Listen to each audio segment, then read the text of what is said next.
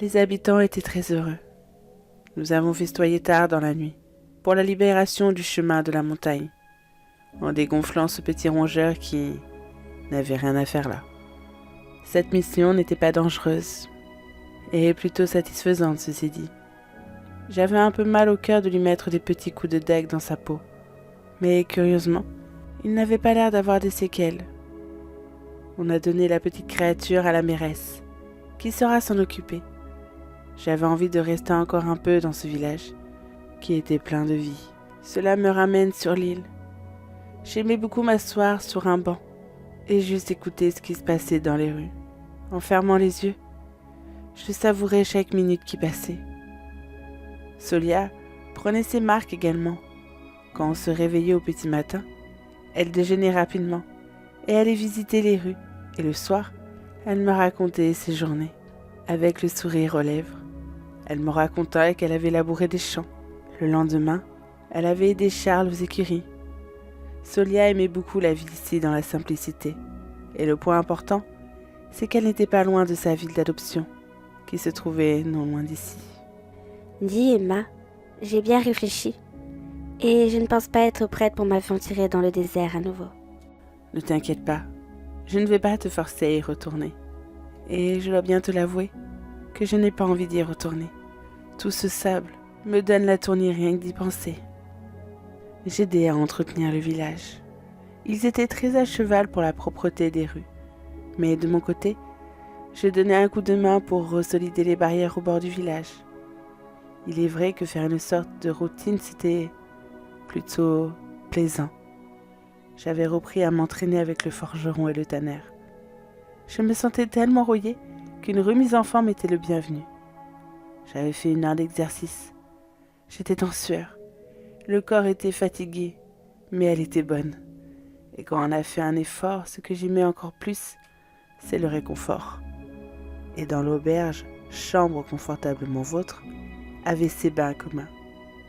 C'était pour tous les étrangers et les habitants. Et c'était vraiment le meilleur moment de la journée que je préférais le plus. Et que j'attendais patiemment aussi. Je pouvais y rester vraiment des heures à me détendre. Je pouvais aussi discuter ainsi avec des personnes différentes. Certains n'avaient jamais quitté le village depuis leur naissance. Ils ont appris le métier de leurs parents. C'était une façon de faire très répandue. J'ai également pris connaissance qu'une créature maléfique rôdait dans les montagnes. Les marchands ont peur de s'y aventurer, car il surgit n'importe quand. La traversée prend plusieurs jours avec de l'endurance pour aller de l'autre côté, qui mène à un autre village qui est plus développé, avec des cultures différentes, où les deux troquent, ceux qui ont envie, et aussi de l'entraide les uns envers les autres. Une fois le bain terminé, je suis allée rejoindre Solia dans la salle à manger. Quand le repas fut englouti, on a décidé de faire une petite balade digestive. Solia, j'ai une question qui trotte dans ma tête. Je vois que tu te sens bien ici. Et est-ce que tu n'es pas loin du campement? Alors, j'ai une proposition à te faire. Je t'écoute Emma, même si je pense que j'ai compris. Je dois aller dans la montagne, pour cette fameuse créature. Que dis-tu de rester ici et de continuer de mener une vie parfaitement normale? C'est vrai Emma, tu acceptes? Mais je peux t'accompagner? Non, je peux m'en charger toute seule. Tu as le droit aussi de te reposer après ce que tu as vécu. Nous avons continué de marcher en discutant de tout et de rien, de ce qu'on faisait de nos journées. La nuit a commencé à tomber. Le vent était de la partie également qui n'était pas très agréable. On a préféré écourter notre petite balade. Nous sommes donc retournés dans notre chambre, où il faisait plus chaud. L'hôtesse avait mis la cheminée en fonction, qui donnait une odeur très reposante, qui rappelle aussi les feux de bois qu'on faisait dans ma chaumière pour préparer les repas. Je me suis allongée dans mon lit. On avait de la chance que l'endroit nous avait été offert pour les services rendus, mais pour l'heure, il fallait se reposer pour la nouvelle aventure qui m'attendait, seule, sans Solia. J'aimais beaucoup travailler, me déplacer et combattre en duo, mais elle avait parfaitement le droit de se reposer à son tour. Je devais juste voir ce qui se cache au sommet, le tuer et revenir.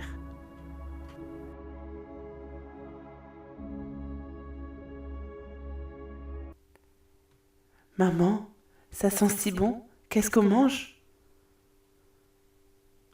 Cet endroit m'était si familière. J'étais à la maison, c'était ma cuisine. Je voulais tellement prendre ma mère dans les bras. Mais quand j'ai effectué le geste, elle disparaissait. Maman, reviens.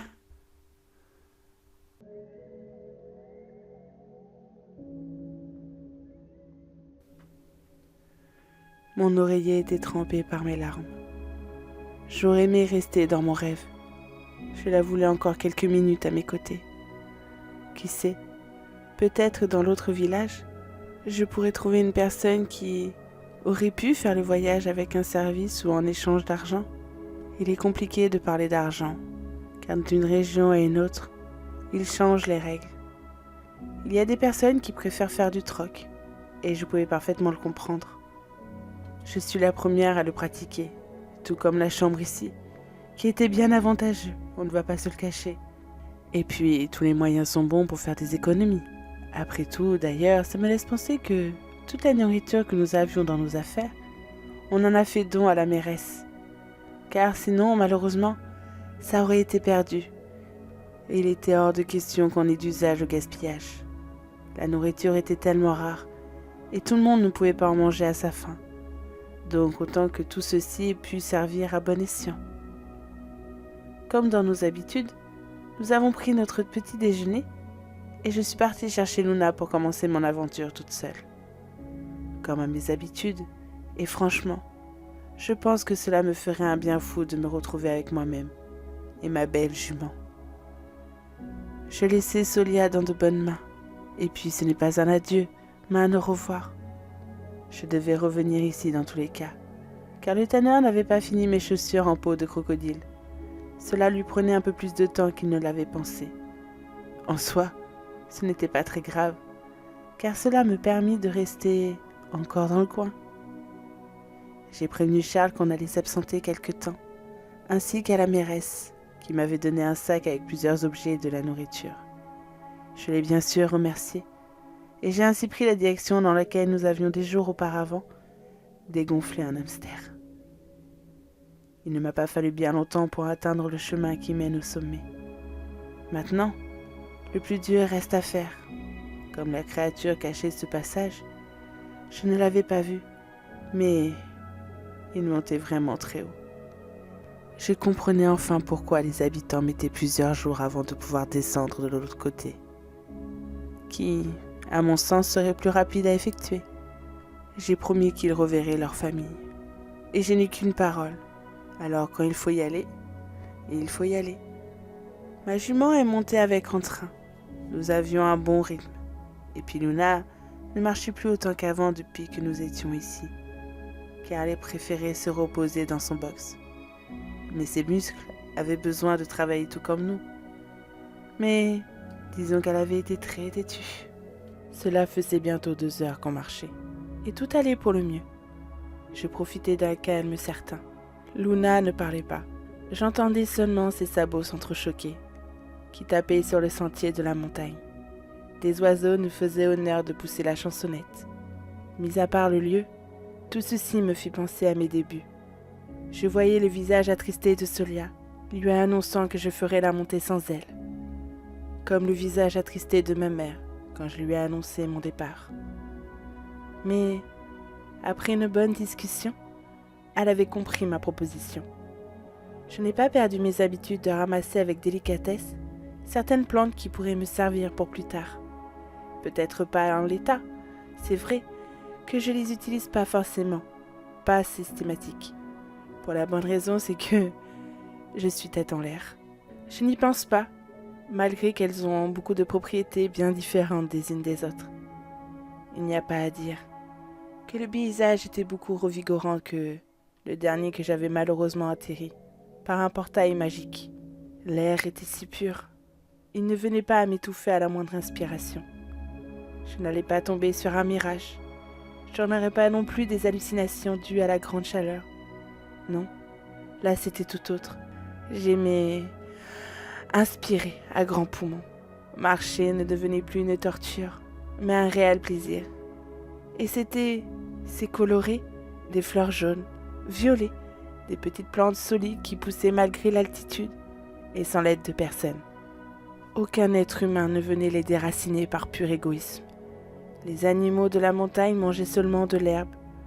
Bon, après les fleurs étaient comme une sorte de friandises, comme pour nous les aliments sucrés, qu'on s'autorisait de temps en temps. Je ne pensais pas me presser pour cette petite mission. S'il doit y avoir quelque chose dans ces montagnes, je devais être patiente pour qu'il décide de se montrer, et c'est tant mieux. Je poursuis mon chemin vers le sommet. La vue était tellement belle. Le village rétrécissait au fur et à mesure que moi, j'ai continué ma route.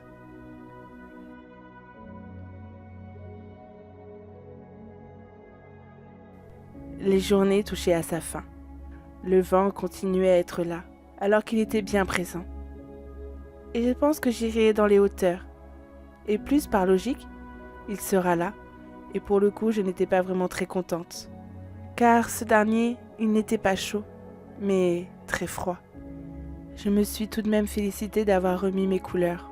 Ma tenue était voyante, mais au moins, elle m'apportait un peu de chaleur. Et c'était aussi un peu de la nostalgie. Je voyais souvent mon père, sa belle armure au symbole de la maison. J'en étais très fière. Enfin, passons. Mais pour l'heure, je devais trouver un petit coin assez plat pour établir mon petit campement de fortune. J'avais eu le droit à un sac de couchage de la part de Solia, qui lui avait servi durant son dur entraînement. Le coin ne s'apprêtait pas vraiment, car il était très rocailleux et escarpé. Je devais essayer de m'éloigner un peu du sentier, dans la végétation, espérant que je pourrais trouver rapidement. Après plusieurs minutes de recherche, j'ai enfin trouvé l'endroit parfait pour passer la nuit. Il était un peu reculé de mon chemin, mais je n'avais pas le choix. Sans trop de difficultés, il y avait du bois sec, et toujours avec l'outil de Béatrice la sorcière, j'ai pu allumer un bon et précieux point chaud, et lumineux. On m'avait donné le nécessaire pour me faire un délicieux repas, avec des récipients pour me faire une petite soupe avec des légumes, que le maraîcher m'avait choisi de bon cœur. Il n'y avait pas à dire, le village du Kolomoduro était vraiment très unique et bienveillant.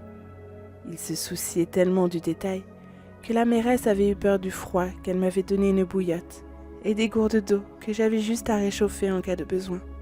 Quand je viens enfin à me poser, c'est à ce moment-là que je me suis rendu compte de tout ce que j'avais vécu depuis mon départ, ainsi de tous les combats que j'avais menés. J'avais quitté le nid de mon plein gré, accompagné uniquement du strict minimum. J'ai parcouru je ne sais combien de kilomètres pour arriver sur ce sentier montagnard, tout en passant par un portail magique. Je sais que je suis toujours sur le même continent. Je ne pourrais pas l'expliquer comment, mais je le sentais au fond de moi. J'ai eu des rencontres humaines incroyables qui n'ont eu aucun jugement envers mon apparence physique. J'ai profité d'un moment de calme pour poser sur papier ce que j'avais vu durant ma marche, notamment les fleurs. Elles étaient pour la plupart utilisables pour la médecine.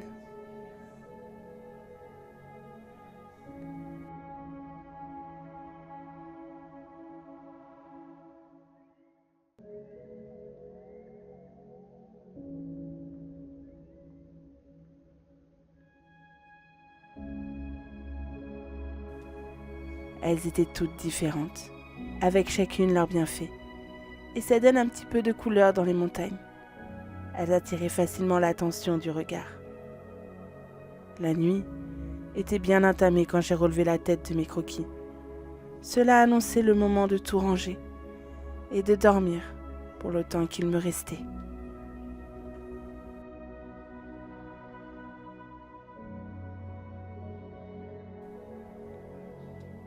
Il faisait bien froid, Je me suis accordé quelques instants pour me réchauffer de l'eau, pour ensuite continuer l'ascension en direction du sommet. Je commençais à être à bonne distance. À ce que les habitants m'ont dit, ils auraient entendu quelque chose quelque part par là. Cela ressemblait à des battements d'ailes. Je n'aurais pas été surprise d'y voir un aigle ou un prédateur plus grand. C'est pour ça que je suis là, pour vérifier s'il s'agissait d'un animal inoffensif ou alors réellement quelque chose de plus dangereux pour notre espèce. Le soleil était haut dans le ciel, ce qui signifiait qu'on approchait du repas du midi. J'avais déjà marché pratiquement 3 heures. Je voyais enfin le sommet devant moi. Le village voisin devrait vraiment être intéressant pour aller jusqu'à lui. Je ne ferai pas ça tous les jours. Mais après, je me dis qu'avec l'habitude, cela doit être forcément moins dur physiquement. J'ai décidé de prendre enfin une pause, quand soudain, j'ai vu une silhouette plus grande qu'un animal, non loin du chemin. Était-ce le danger dont j'ai entendu parler? J'ai fait en sorte d'être très discrète, en essayant de faire comprendre à Luna de ne pas faire de bruit et de m'attendre un peu plus en bas. Et étonnamment, elle m'avait comprise. Je n'avais malheureusement pas de cachette. On était clairement à la vue de tous. J'ai continué ma démarche sans faire de bruit. Et c'est alors que j'ai vu que ce n'était pas un humain. Il avait une tête de corbeau. Mais le reste de son corps était de forme humaine. Et en le regardant, j'ai glissé sur un petit caillou qui a fini par faire tomber toute sa famille avec lui. Forcément, la discrétion n'était plus au beau fixe. La créature étrange qui se tenait devant a redressé la tête, cherchant d'où provenait le son. N'ayant aucun endroit où j'aurais éventuellement pu me cacher ou me camoufler, on s'est simplement regardé sans bouger pendant quelques minutes. Luna avait dû sentir le danger, car elle a refait son hennissement de prévention. La créature s'est tout de suite envolée. J'ai cru que cela était une longue veste noire, mais non. Il s'agissait en fait de ses ailes, noires. Il était déjà haut dans le ciel. Par chance, j'avais mon arc avec moi. J'ignorais sur quoi je serais tombée, mais dans les montagnes, il était fort possible que ce soit un être volant. Et par chance, mon intuition ne m'avait jamais induit en erreur. Il était si grand et très rapide. J'étais une proie assez facile pour lui. Je n'étais pas particulièrement dans mon élément. Et en plus, le sentier devenait de plus en plus étroit du fait qu'on s'approchait du sommet. Les deux montagnes se touchent presque, mais il y avait assez d'espace pour un homme et sa mule, ou du moins sa monture, mais certainement pas une charrette de ravitaillement. De toute façon, la montée était quand même bien corsée. Luna n'avait rien dit, parce qu'elle était habituée, mais pour d'autres cela devait être pas la même chose. Malheureusement, je savais plus ou moins ce que j'avais en face de moi. Enfin, plutôt au-dessus. Il était habillé avec une tenue traditionnelle, qui est un costume de moine, c'est-à-dire une robe de samouraï, avec un chapeau hexagonal attaché sur le front, qui sera appelé le token. Je remarquai aussi qu'il avait des sandales, un peu étranges. La mairesse du village m'en avait parlé vaguement. Ce seraient des getas en bois, qui sont dotés d'une seule dent centrale, qui permet de démontrer l'équilibre surhumain dans des terrains comme celui-ci. Avant de s'envoler, j'ai également vu qu'il avait un bâton avec lui, donc je laisserais à penser qu'il allait se battre au sol plutôt qu'en l'air. Mais dans ce cas-là, je serais une fois de plus dans une situation délicate. Si je venais à faire une chute, celle-ci serait pas mortelle, mais disons que j'aurais une ou deux côtes de cassées. Et je n'avais pas du tout envie d'être en convalescence pour me remettre d'une telle blessure, car ça prend du temps. Je devais être vigilante. Ce n'est pas simplement une créature avec une tête de corbeau. C'était un esprit très malin, très rusé. Mais moi aussi. J'ai ma camarade qui pense à des détails que moi-même je n'avais pas pensé. Mais pour ma défense, je n'étais pas au combat face au scorpion géant dans le désert. Mais Solia a songé de garder du venin de ce dernier. Il fallait avec une dextérité tremper la pointe de ma flèche dans le flacon, sortir ma stèle, se changeant en arc, et la décocher doucement pour éviter que la créature n'attaque à son tour. La tête de corbeau formait des tourbillons. Je n'avais pas beaucoup de temps pour agir. et je devais le faire sans trop réfléchir. J'ai commencé à me préparer lentement. Le flacon, la pointe de la flèche, placée gentiment, et je devais juste obtenir un angle de tir. Je ne cherchais pas à le tuer, mais à le paralyser. Et si je pouvais lui poser des questions, ça serait un bonus. Il ne m'a fallu que 2 secondes pour voir que ça y est, c'était le moment. La flèche est partie d'un coup. Elle se logea directement dans l'une de ses épaules, qui le fit tomber d'un coup. Mais soudain, j'ai pensé à quelque chose, que le corps allait s'écraser, qui était la suite logique. Mais, d'un coup, il s'évapora. Une illusion.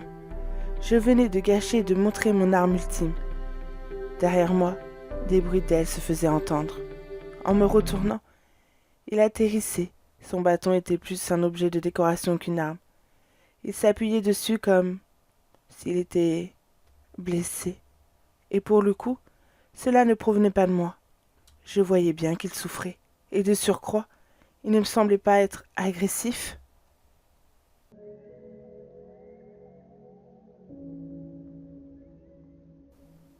Nous avons eu une très longue discussion, dans un langage très étrange.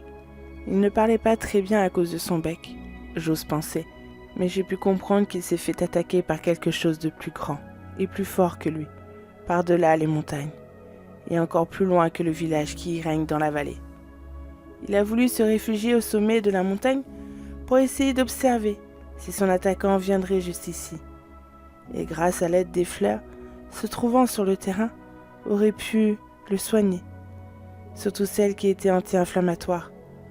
Mais quand la douleur lui permettait de sortir de sa grotte éphémère, qu'il avait tout juste conçue, alors un habitant du village du Kolomotumo faisait son apparition. Alors, pour éviter de faire peur ou de se faire prendre par le Tenku, il prenait la fuite dans la grotte de fortune. Mais, en faisant ça, ils ont pensé qu'un animal ou un ennemi féroce leur voulait du mal. Tandis qu'il m'expliquait son histoire, je prenais soin de choisir les fleurs qu'il avait besoin pour cicatriser. Et évidemment, on se soulageait un peu. J'étais peut-être naïf, mais quand je voyais quelqu'un dans le besoin, je me devais de l'aider. C'était plus fort que moi, même si la personne en détresse s'agissait d'une tête de corbeau. La nuit tombait déjà. On n'avait pas le temps de descendre de la montagne. On devait passer la nuit ici.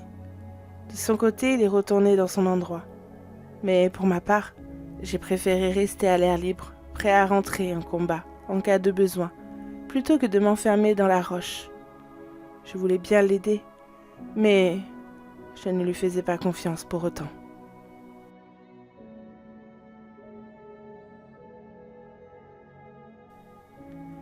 J'ai très mal dormi. Luna était restée à côté de moi allongée, comme elle le pouvait. Même si elle n'avait pas fait son tapotage de sabot pour prévenir un danger, j'ai quand même eu le besoin de surveiller. Mais le lever du jour se faisait violent.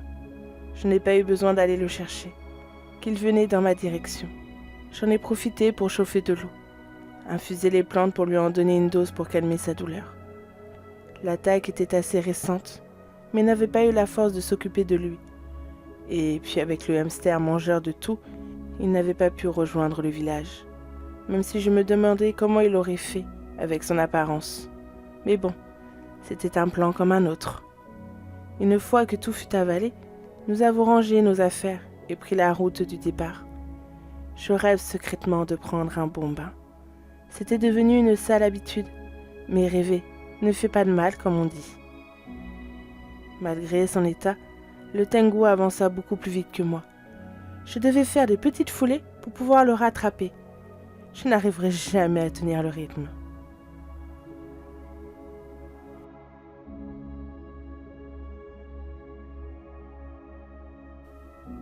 J'étais à bout de souffle. Il ne prenait pas de pause. Il avait une marche décidée, que Luna en venait à me pousser avec son naseau pour m'aider. Ce qui était parfaitement ridicule de marcher si vite. Au moins, je faisais mon exercice sans problème, mais tout de même, il faut savoir ralentir. On n'était pas dans une course à pied. Au vu de la vitesse que nous allions, on a rapidement vu le village en bas de la montagne. Je ne sais pas ce qu'ils vont penser de ce nouvel invité.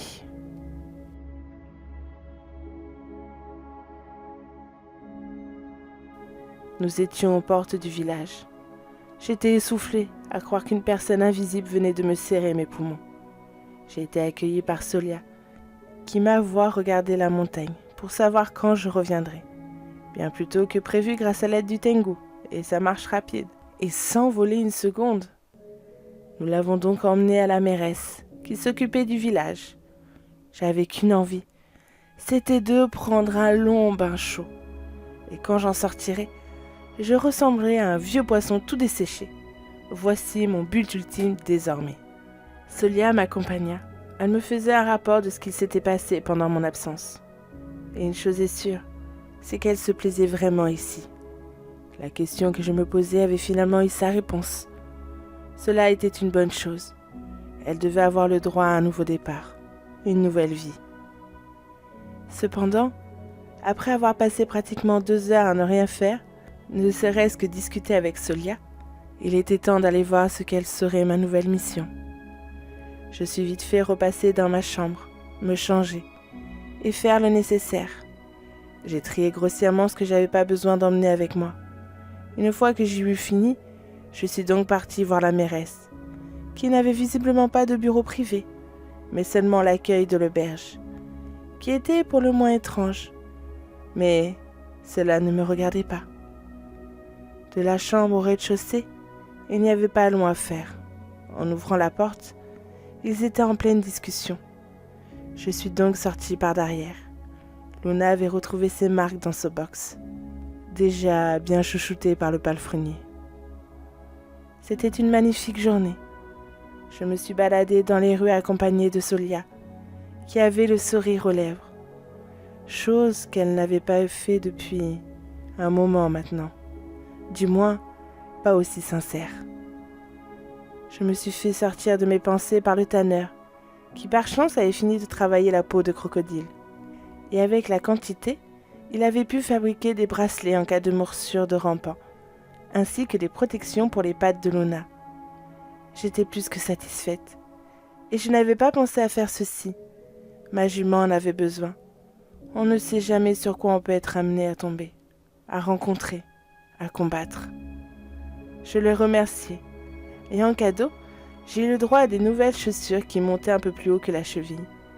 C'était son dû pour la libération des montagnes, m'avait-il dit. J'avais tout ce que j'aurais pu souhaiter.